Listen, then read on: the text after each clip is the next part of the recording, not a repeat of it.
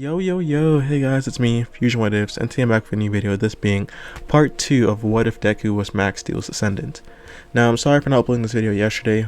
For some reason, I just sort of like fainted, like last night around when I was supposed to record the video, and I didn't wake up till like later that night. And honestly, I'm not recording a video at like 11 p.m, if I'm gonna be honest, especially when I have school the next day. So yeah, I just sort of went back to sleep. Also, this video is coming out a little bit late because I did have stuff to do today as well, but that's all besides the point.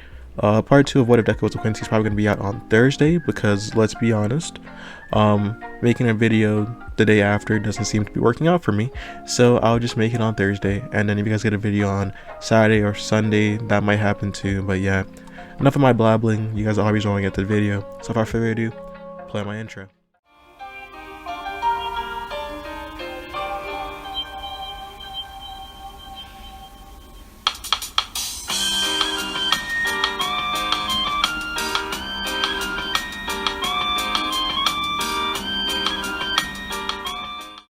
Alright, let's get straight into the video.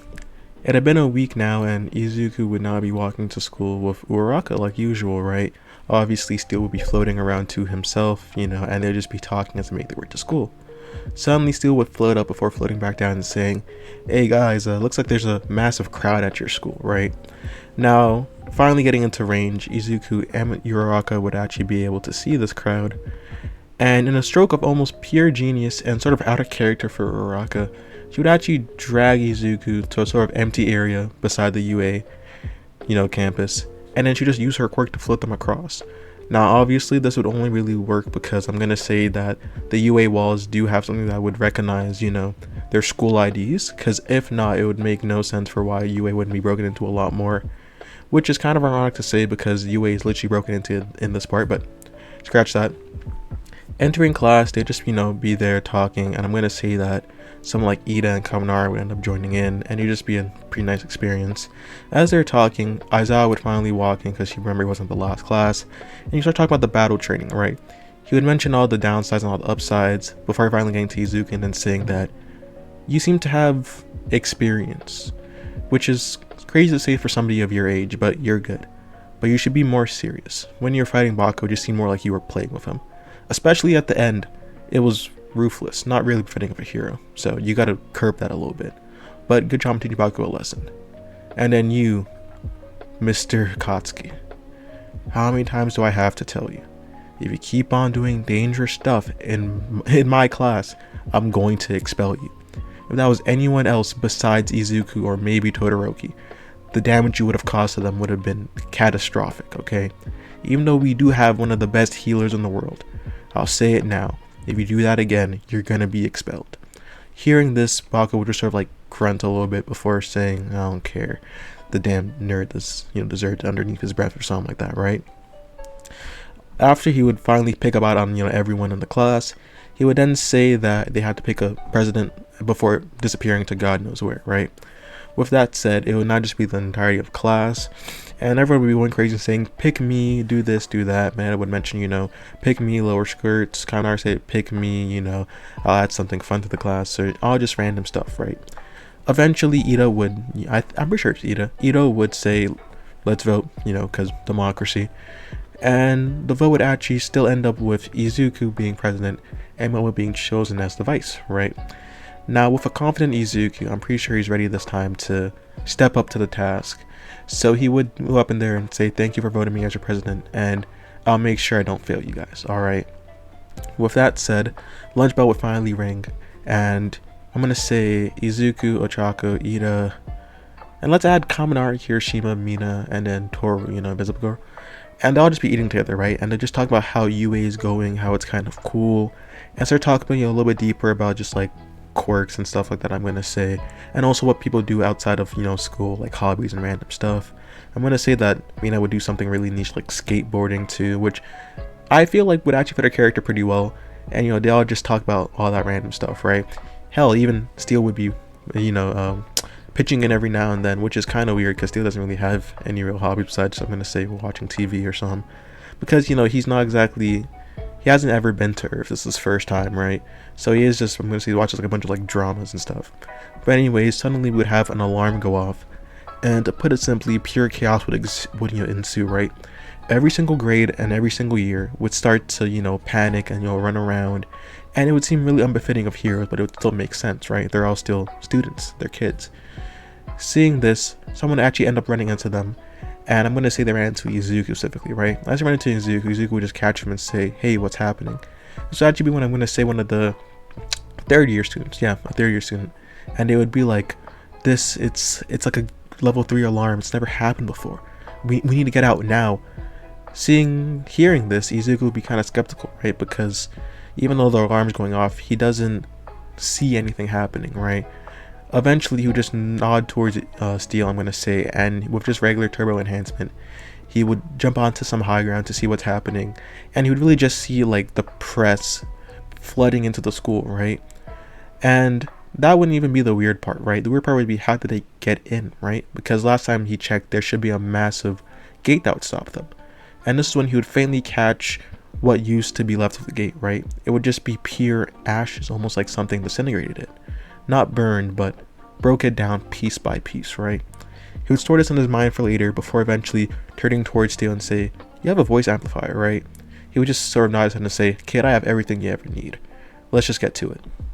With this, he would eventually turn towards Steel, putting him in front of his mouth and then saying, everyone calm down, it's just the press, okay? We need to straighten up, this is not how UA students should act. With this, everyone would start looking around, seeing it's a press, and they would start gradually calming down, right? And with this, they would finally end up handling the situation, and Izuku and Steel would end up returning to the rest of the table. And this is where he would mention that, it's just the press that was happening, they obviously heard him. But then he also mentioned that it seems like the gate was disintegrated somehow. And that doesn't look like a quirk a regular, reporter would have of all things, right? Not to say that he does do a bunch of like quirk stereotyping, like, because it does seem like an evil quirk, but at the same time, someone with a quirk that powerful probably wouldn't have gone into, journaling or reporting, right? Anyways, right after lunch, I'm going to say that it's USJ time. So everyone wear their hero costume except for Izuku, who's still just wearing like, his, actually I'm going to say he would end up changing to the UA, like the blue UA like gym whatever, just because, he would have to wear like his uniform to school. And obviously he's not wearing an actual uniform, it's just he's still using camouflage. So I'm going to say that he would just, wear the regular UA one, but it's just, still changing the whatever, right? And yeah, before he actually gets on the bus, he would actually end up turning towards Aizawa and mentioning that even though it was just a press that got in, it looked like the door was disintegrated, right? So they should be worried about something happening soon, he thinks.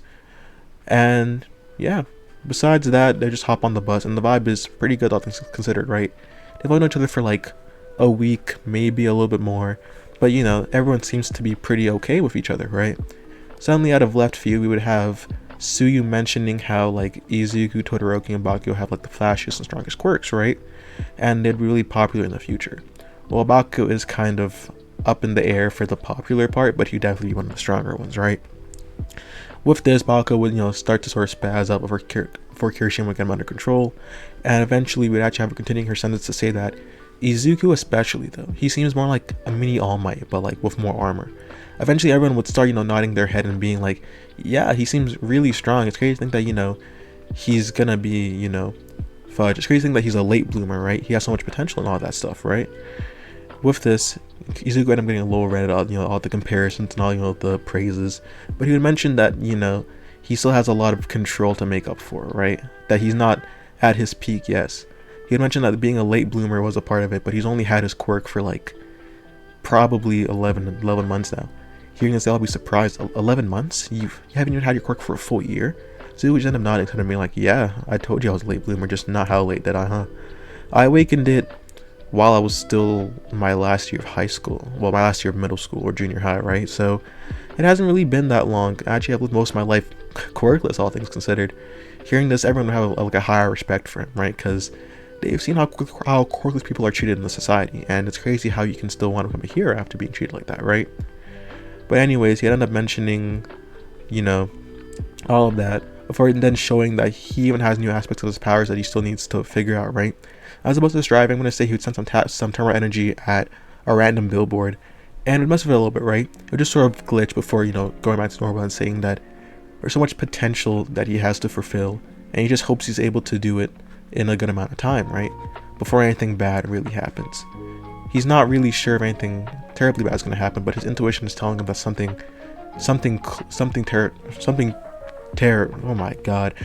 terrifying, holy, that took way too long to get out.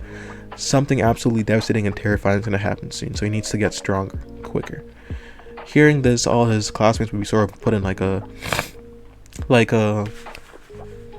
no, it's not melancholy, I would say more like gloomy mood as you're thinking about the future, right? But eventually, I'm gonna say Uraraka would be like, yeah, but this is just, more reason for us to become the very best, right? We are in part of UA. Everyone would start, hyping up again, and they would all be sort of happy. Eventually, we would have, Tokiyami actually asking about how Izuku's relationship with Steel would work, right? As you would mention how, like, Dark Shadow is cool and all, and, they are decent friends, but whenever it does turn into nighttime, Dark Shadow does seem to go out of control, right? This is when Izuku wouldn't even be able to give any real advice, right? Keep in mind, he's only really had his quote-unquote quirk for like 10 months, and even that isn't even really the same. He would say that he can't really say much because, for one, Steel isn't like always attached to him, right? Like, Steel can go do his own thing. He just has to come back to get charged every now and then, right? But what he will say is that maybe interacting with Dark Shadow as more of a friend instead of a quirk would end up helping, right? Because a lot of the times, if he's going out of control when he's in the darkness, that's probably something more subconscious, right? It's probably something deep, like your emotions or how you view Dark Shadow in a sense, right? It won't happen instantly, of course, but maybe by just training your control, emotionally, you'd be able to, get somewhere. Tokiyami would appreciate the advice because at this point he would take anything. And finally, they arrive at the USJ. As they would walk up, everyone would be, absolutely impressed. Some of them even saying that it looks like Universal Studios Japan, or that's where they're headed, before eventually walking in and meeting 13, who would then say that, hello guys, welcome to the Unforeseen Simulation Joint, or the USJ. Now, I have 1, no, 2, no, 3, no, 15, no, 16. As you just keep on listing how many, things she has to mention, and eventually, the main part would just be stressing the importance of proper rescue techniques, and most importantly, control. Because remember, her quirk is about black hole, and she's still able to go around and save people, right? To which Izuku would he would resonate with pretty deeply, right? Because without control, he wouldn't even be able to begin. Actually, he wouldn't even be standing here without control, right? He probably would have exploded, 10 months ago. So you don't really just look at Steel and say that, you look at Steel and you end up thinking that he has to get stronger, has to get better control over, turbo energy. Finally, out of nowhere, the signal would go wonky, and the only reason he would even notice this is because Steel would mention it. He'd be like, the signal around here just went kind of weird, and all of a sudden a giant misty black portal would open up as villains would end up flooding the USJ. With this, Aizawa would leap into action immediately and tells 13 to protect the kids. Izuku, the rebel as he is, would actually just tell Aizawa he can't handle all this by himself, and actually jump down with him, right? Aizawa, seeing this, would actually end up sort of losing his mind and getting mad, but before he can even do anything or yell, villains would already be attacking them. Now, this would be Izuku in base without his going turbo yet, and Aizawa, and to put it simply, they're actually quite in sync. It would be more so because of Aizawa, who is used to fighting with other heroes and stuff like that, right? But Turbo's access of Max's memory has also let him be able to fight alongside someone else, and with this they would be dispatching villains with complete ease. The sole problem being that, unlike Izuku, Aizawa doesn't have pretty much unlimited stamina due to energy source, right? Now, eventually, Izuku would notice this and see the toll the battle's taking on Aizawa. Finally deciding to get serious, he would look towards Steel and say, going turbo, speed, before absolutely speed blitzing the rest of, the villains around his area and actually clearing out all of the other ones too. Well, not all the other ones, but the ones that are barely coming into the central area, right? With that, it would only really leave Shigaraki, Kurogiri, and the massive Nomu, right? Shigaraki, not angry at this cheater for just taking out all his villains with ease, would actually sick the Nomu on Izuku. Thinking that the Nomu's going to be an easy fight, we just have Izuku standing, I'm going to say, turbo strength now. Actually, no, he'd just be staying in regular base mode, and he'd be like, this thing doesn't even look like it would be that hard to beat. Because at this point, Izuku is sort of getting cocky off his turbo energy, right? And to put it simply, he would get blindsided, right? The Nomu is still pretty fast and pretty strong. Don't forget, it's being meant to handle All Might, even though it is a weakened All Might, right? With this, Izuku would actually get knocked back into a wall, and Aizawa would actually have to, sub in for Izuku so Izuku doesn't get beat into this wall, right?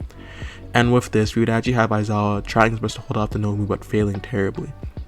As this was happening, we'd finally have Tsuyu and Mineta appearing from the water area, right? Shigaraki, still as the canon, would try to sneak Tsuyu using like the portal they came, which is actually pretty smart, can't even lie. But he would end up being stopped by Aizawa's quirk, and Tsuyu would actually end up being able to put some distance between the hand and her face. But in this short moment, we would have the Nomu clocking Aizawa, leaving him bloodied with multiple bones broken, as you could hear the sickening crack from all across the USJ. Moving back to Izuku, we'd see Steel trying his best to wake him up, right? Saying that he has to get up right now and that, Aizawa was getting hurt, like Aizawa was getting beat. Izuku would actually end up getting up sort of groggingly as he would try his best, a little bit sore off of that hit. And he'd get up just in time to witness the Nomu hurting Aizawa, right? He'd get up in time to hear the sickening crack. And this is when he would feel a feeling in his chest, right? He knew the reason why Aizawa even had to fight right now or even had to go against it by himself was because Izuku got cocky. Izuku didn't pop. Izuku didn't use turbo strength like he was supposed to. Izuku thought he could just beat him using his regular base form, right? Izuku's gone too arrogant. And he would feel this sense of guilt, this sense of sadness, but ultimately he would feel rage. And this rage, this anger, it would turn some of his turbo energy actually green. As suddenly everyone would end up feeling its presence weighing down on them more than it ever used to, or even at all. Eventually, reaching deep inside his core, he would yell out something instinctual. Turbo! Cannon! And with this, Izuku would turn into sort of turbo strength, but he would seem to have a lot more padding and a little bit bigger actually. With this, he would start to charge up some of this green turbo energy alongside his regular blue one, and he would launch at the Nomu with unprecedented speed and strength, spearing it. And then, that wouldn't even be the end. It would go again, and again, and again. The Nomu's quirks could only take so much, and the Nomu would start to shut down. Eventually, its body too battered to even handle anymore. All that would remain is the massive hulking figure looming over the Nomu, as you can only hear heavy breathing from Izuku. Then all of a sudden, you would just see Izuku unlink and fall unconscious, as the last thing you'd hear is Steel yelling, "Hey, Izuku!" as Steel would try rushing to his side as he would end up falling asleep. Izuku would suddenly wake up in the hospital with Hisashi, Steel, and surprisingly but also unsurprisingly Uraraka by his side, right? Immediately seeing him wake up, Ochako would go and hug Izuku like the hardest she ever has and ask him a million questions like, is he okay? Is he still feeling the side effects of pushing himself? Yada yada yada, and that was really dangerous. She shouldn't have fought the Nomu. And she sort of, shed a little bit of tears, but ultimately happy that he's okay, right? And, eventually end up saying that, he's alright, he'll be up and running soon enough before flashing his signature Midoriya smile. Seeing this, Hisashi himself would actually end up smiling before asking Uraraka for some private time with Izuku. She'd end up agreeing to leave, but not before, kissing him on the lips, which is kind of bold, I can't even lie. This is a different type of, Ochako. And with that, she'd end up leaving with a smile on her face before saying, "Can't wait to see you next time. Check your phone."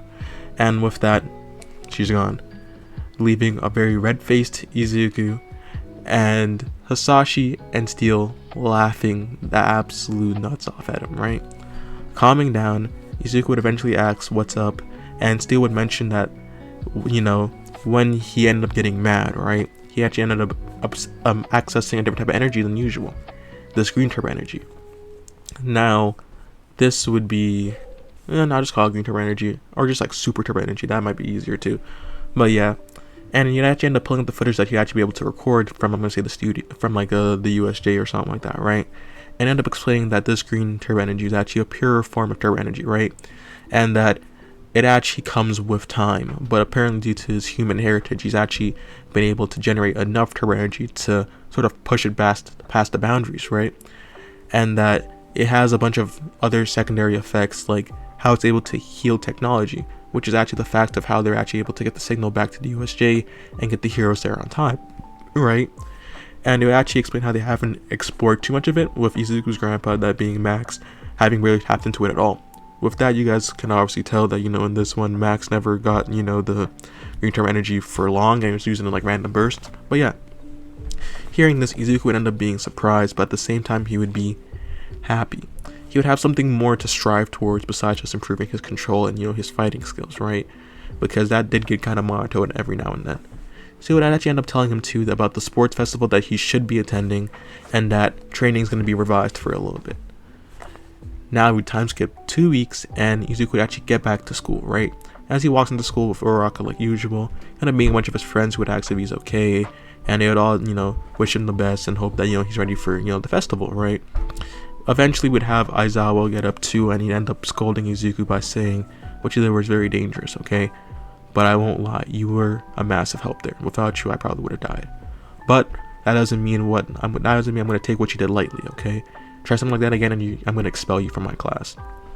Izuku would just sort of nod his head, knowing this is how, Aizawa shows his caring for, people. And he would just say, got it, teach. With that, they'd finally head onto the bus, and they'd arrive at the stadium, right? Eventually, Class 1A is called out, and they get the loudest cheering from the crowd, right? Eventually, Class 1B and stuff like that is also called, but they don't get as loud as cheering, right?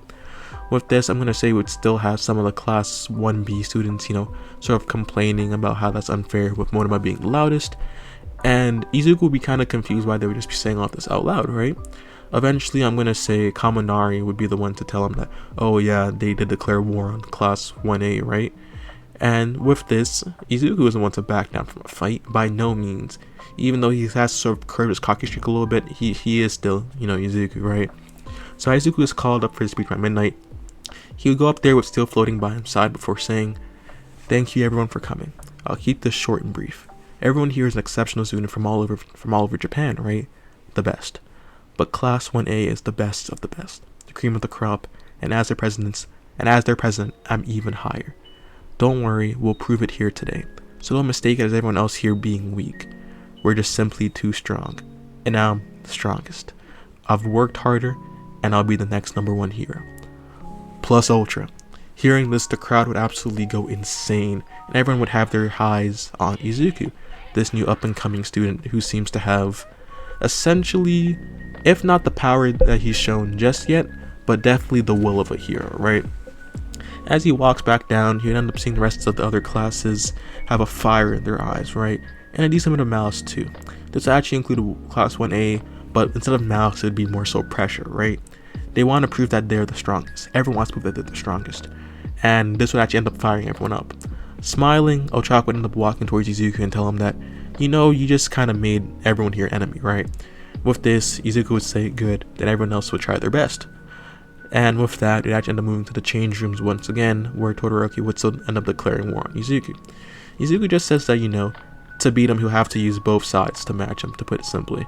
And with that being said, Todoroki just ends up walking away peeved, saying he won't have to. All he needs is his eyesight. And with that, Izuku just sort of, shake his head as Steel says he's a stubborn one, alright. Eventually, we would have Midnight announce the first event, that being a race. And to put it simply, it wouldn't even be fair. He would literally just he'd literally just say, turbo, speed, and he'd come in first by a pretty decent margin, I'm gonna be honest, right? Then we move on to the cavalry battle, and I'm gonna say, just like my other What If, it's gonna end up just being him and Ochako. And he doesn't really accept anyone else, and he would use this moment to sort of train switching between modes, right? He'd mainly switch between like speed, strength. He wouldn't really use cannon because that's way too destructive here with no real reason to. And eventually, after training enough of that, he would just end up using flight. Now with this, he would end up getting tagged a few times by Todoroki and Bakugo, who can actually reach him. But besides that, no one else should actually even be able to touch him while he perhaps like turbo flight, right? Leading them to an easy, convenient win. With that, I'm gonna say for like convenience sake, all the matches do stay the same, so I don't have to change nothing. But yeah. As that would happen, they would be announced #1 in the cavalry battle, and we would have Shinso versus Izuku after responding to mission. As he would end up getting onto the stage, Shinso would end up saying, look at you, Class 1A's president, huh? Blessed with a pretty strong quirk, but you never have to work a day in your life. Izuku would end up going to respond by saying, hey, actually, I have put a decent amount of... Before he can even finish, Shinso would then say, huh, got you. and he ended up telling, how about you walk out of here, Mr. the Strongest, as Izuku starts turning around, and before he even takes like 3 steps, I'm gonna say that Steel would actually just zap him, right, knocking, like freeing him from, you know, the whatever, and all of a sudden Izuku would be like, whoa, that was kind of weird. And you know, the reason why this freed him is because, you know, turbo energy would actually end up shocking all systems, but that's besides the point, right? End up seeing this and you end up saying, you actually almost got me. I'm guessing you have a mind control quirk? That could be useful. I see potential. But sadly enough, you're not beating me, right? Izuku would just end up using regular turbo enhancement and just smack Shinso in the face, sending him flying. Next up, you would have Izuku versus Todoroki. And as they got on there, Izuku would end up doing a little bit of scratches as Steel floats beside him, and he ended up saying that you better end up using your fire side, because I'm not gonna lie to you. You're not beating me with just ice, right? Hearing this, Todoroki ended up getting mad and sending a massive like ice wall? Ice glacier? I'm not sure what I would call it, but yeah, like a massive spikes of ice at him, and Izuku would just end up yelling, turbo, strength, and he would just start smashing away the ice as it comes at him before rushing towards Izuku. Now, by no means would Izuku be extremely fast in turbo strength, but he would still be quick enough to catch, you know, Todoroki, especially when, you know, he is still this hulking figure that takes up a decent bit of the stadium, right? With this, Todoroki ended up getting clipped a few times, but just getting clipped is enough to send him like pretty much flying, as he only saves himself using, you know, ice skates. And eventually, ice started taking his toll on him as he ended up starting to have frostbite on his right side, right? Seeing this, Izuku ended up telling him that, you know, for someone who always complains about never using your fire side, I don't think you ever want to become a hero, do you, huh? You do know that this is your quirk, right? And to become a hero, you need to use both parts of your quirk. If someone needs your help and you need to use your fire, we can't have you just saying you don't want to just because of a personal vendetta. I don't know what happened to you, I don't know what happened between you and your family, but what I do know is that if you want to become a hero here, you gotta try your very best. If not, this fight's gonna end up pretty sad. With this, I'm gonna say Todoroki would end up having flashback to memories of, you know, his mom and how, you know, he would tell his mom he wants to become a hero, right? And with this, he would sort of crack a smile and say, I want to be a hero too. And with that, he would start to, you know, load up a bunch of fire, right? Now, Izuku, being the honorable man he is and respecting Todoroki's resolve to actually use his fire, he would back up before saying, let's put on a show, Steel. Turbo, cannon. And with that, he ended up transforming into, you know, the hulking figure, which is just like turbo strength with like plates on it, honestly, and ended up charging a bunch of turbo energy himself. Not too much, because keep in mind, if you know, Izuku can pretty much do what he did to the Nomu, then Todoroki at this point in time would actually end up getting killed, right? But he would still end up charging a decent amount, as Todoroki ended up using the flash fire or whatever, as Izuku ended up flying directly towards him. Now, Sven would still have to pull up, you know, all the barriers, and Midnight would try using some of her like quirk to like keep, like, you know, sedate them, but it literally wouldn't work. Mass explosion would go off, and they would see, I'm gonna say, Izuku, who would actually be holding up Todoroki, as he would look pretty battered, and he would say, you fought hard. I think me and you could be good friends in the future. And with that, he actually ended up laying him outside the arena. The President Mike says, and we have Izuku Midoriya moving on to the finals.